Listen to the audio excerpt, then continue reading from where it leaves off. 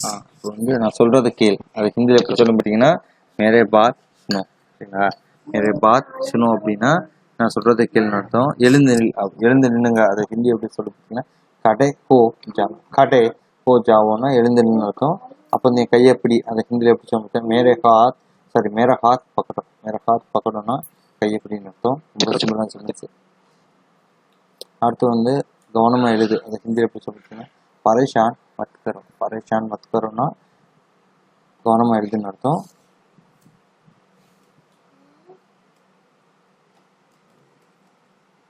அடுத்த சென்டென்ஸ் பார்த்தீங்கன்னா அதான் அங்கே வைங்க. அதை ஹிந்தி எப்படி சொல்லிட்டு இசே வகா ரக்கோ.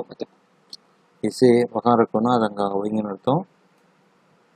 அடுத்து வந்து வா வெளில ஊர் சுற்றலாம். அது ஹிந்தி எப்படி சொல்லி பார்த்தீங்கன்னா சலோ பாகர் கூம்னே சல்தே ஹே. சலோ பாகர் கூம்னே சல்தே ஹே அப்படின்னா வந்து வா வெளில ஊர் சுற்றலான்னு அர்த்தம்.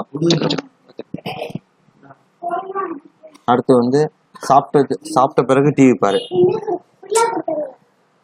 சாப்பிட்ட பிறகு டிவி பாரு. அது ஹிந்தி எப்படி சொன்னா காने के बाद டிவி देखो. சரியா? காने के बाद டிவி देखोனா சாப்பிட்ட பிறகு டிவி பாருன்னு அர்த்தம். அடுத்து லாஸ்ட் சென்டென்ஸ் பார்த்தீங்கன்னா புத்தகத்தை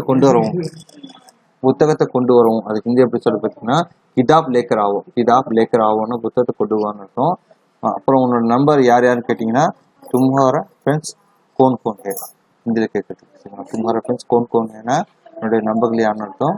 ஏன்டா வா அதை ஹிந்தியில் எப்படி சொல்ல பார்த்தீங்கன்னா மேரே பாஸ் ஆவோ அப்படின்னு சொல்லலாம். தன்யவாத்.